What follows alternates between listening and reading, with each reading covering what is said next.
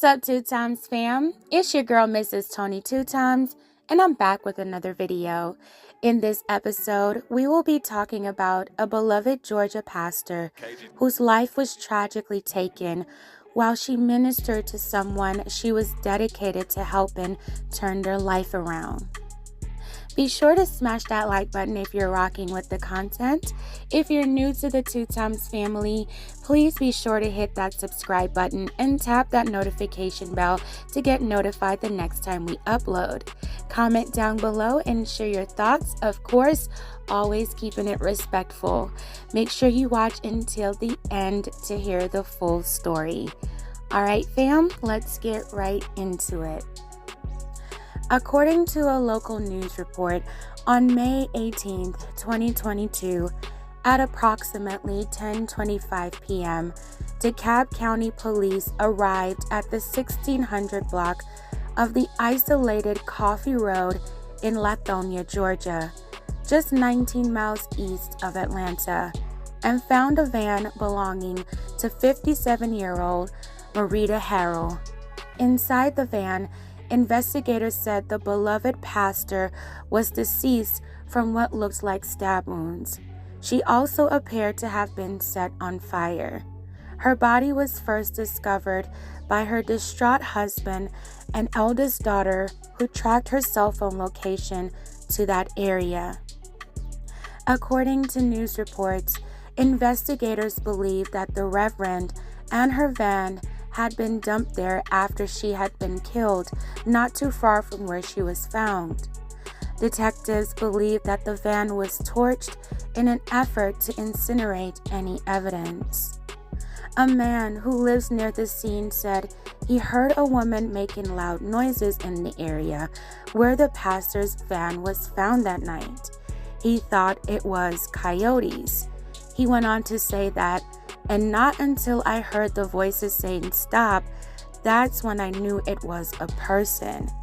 He said about 10 minutes later, more than a dozen police cars and an ambulance showed up. He said police did not tell him the pastor's body was in the van. Police said they used phone records to backtrack Marita Harrell's steps. Investigators said they found out the Reverend had been mentoring and counseling 27-year-old Christopher Griggs at a home on Panola Road, the same night she was found deceased. Police say he was the last person in her phone records that she had talked to. Investigators believed that he was the one responsible for Marita Harrell's heinous slaying. According to a police report, Marita Harrell's husband Antonio was tracking her phone location because he was worried about her meeting with the man. The report said he had told his wife not to meet any more people who have just been released from jail for safety reasons. The report goes on to state a friend had also warned her about these meetings, but Marita Harrell said she wanted to help people who have been in jail. Her husband of 27 years said that Marita's meetings with former inmates was a point of contention for them, for all of them, he told reporters, especially with the young man, Christopher Griggs. When her husband suggested that she not meet up with him anymore, she replied that God put those people in her path and she couldn't turn her back on them. According to news reports, Christopher Griggs has had some run-ins with law enforcement. His charges date back to August 2020, when police said Mr. Griggs walked into a Gwinnett County car dealership lot dressed as a detective with handcuffs, a weapon, and a badge. He claimed a vehicle in for repair was a part of a hit-and-run investigation, and he needed to take it, witnesses told detectives. The young man then drove off the lot. Police said the dealer followed him and eventually confronted him, not believing him. Eventually, police said Mr. Griggs told investigators that the vehicle belonged to a family member, and he was trying to swap out good parts on the vehicle for faulty ones from another vehicle so that insurance would end up paying for it. Christopher Griggs was booked in the Gwinnett County Jail, where he would spend the next 2 months. According to Fox 5, jail records indicate he was free for only 12 days before being arrested again for posing as an officer. But this time, DeKalb County Police said he inappropriately battered a woman. Christopher Griggs was dressed in a tactical police uniform, investigators said, when he approached the woman in a parking garage off Redan Road in Stone Mountain, Georgia. He used the threat of arrest to hold her against her will and overpowered her. The woman complied with his demands because she thought he was a real police officer. The woman was able to eventually get away and called 911.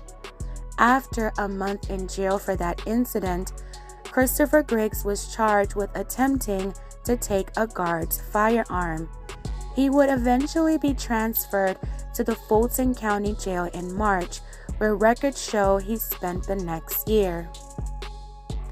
It was late last fall when Reverend Harrell entered Mr. Griggs' life. She began to mentor the young man and give counsel. Despite her efforts, court records indicate Mr. Griggs missed 2 court hearings in Gwinnett County after he was released, once at the end of March and the other at the end of April. Bench warrants were issued for his arrest after that. Many within the community felt as if the man police say was responsible for Marita's slaying should have still been behind bars.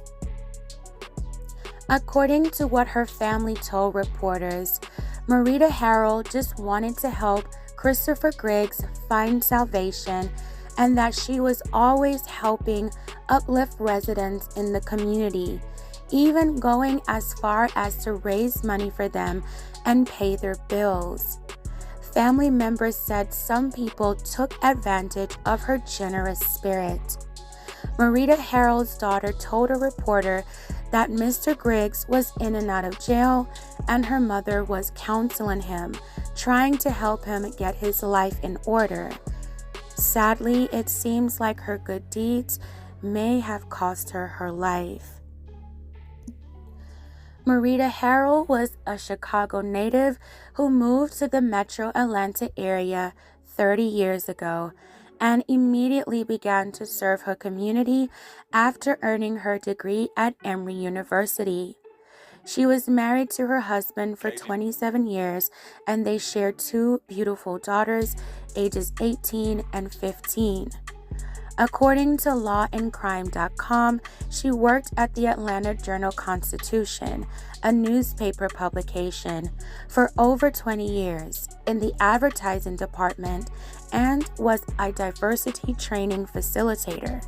But then her life took a different path, and she got a Master of Divinity degree from Emory University in 2014 and became a pastor after obtaining her license to preach the following year.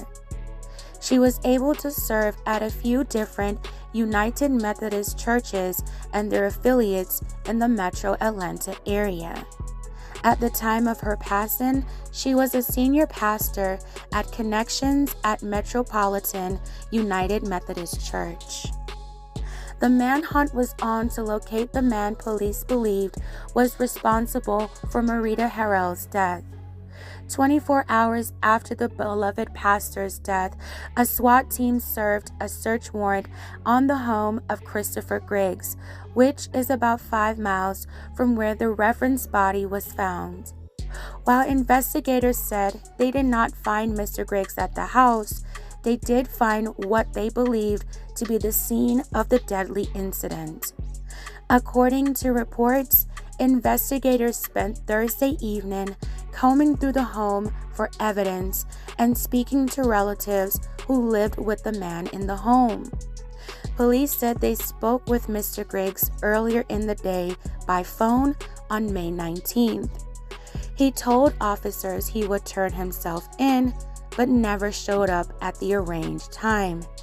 After a search, officers located and arrested Christopher Griggs. He is now in the DeKalb County Jail, charged with malice murder and first-degree arson. He is innocent until proven guilty. My deepest and sincerest condolences to Reverend Marita, Harrell's family and friends, along with the community of people that she served. She passed on in the line of work she felt God called her to do. I don't believe her efforts were in vain. I'm pretty sure she was able to help someone who was extremely grateful for her help. May her legacy continue to live on through those she touched. May she rest in peace. Another sad and tragic story, fam. It's heartbreaking to think that this woman was just trying to do what she believed was God's calling on her life. I hate that she didn't heed to her family and friends' warning, respectively. I don't believe that all former inmates are dangerous. Some are rehabilitated and become law-abiding citizens after paying their debt to society. However, others are what you call career criminals, and I don't think they should be trusted 100%. I'm not sure if the Reverend was aware of his previous charges, but the one involving the crime against the woman stood out to me. I'm sorry, but I would have had to been extremely cautious about meeting up with someone who has that type of criminal history. There are so many unanswered questions in this case, like what was the motive? Why did he do this if he's responsible? Like what transpired? And where were the people who lived at the home with Christopher Griggs at the time of the alleged crime? I'm assuming more details will be released as the case goes to trial. I'll be sure to bring any updates, if any. Alright fam, please comment down below and share your thoughts. I would love to hear what your thoughts are on this tragedy. That's it for this video. Please give us a thumbs up if you're rocking with the content. Don't forget to subscribe if you haven't already. Thank you so much for watching. This is your girl, Mrs. Tony 2 Times, and I'm out.